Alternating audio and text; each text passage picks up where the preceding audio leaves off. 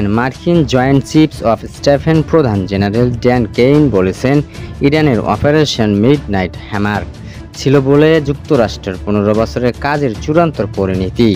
আজ বৃহস্পতিবার বিবিসির এক প্রতিবেদনে এই তথ্য জানানো হয়। ড্যান কেইন বলেন, হামলার ব্যবহৃত অস্ত্রগুলো ফোর্দো পারমাণবিক স্থাপনার হামলায় যাতে সাফল্য অর্জন করা যায় সেই জন্যই ডিজাইন, পরিকল্পনা ও সরবরাহ করা হয়েছিল। তিনি বলেন, ঘটনাস্থলে দুটি ভ্যানশ্যাফেট দ্বারা হামলা করেছিল। হামলার প্রতিহত করার জন্য ইরানিরা সেগুলো কংক্রিট দিয়ে ঢেকে দেওয়ার চেষ্টা করেছিল।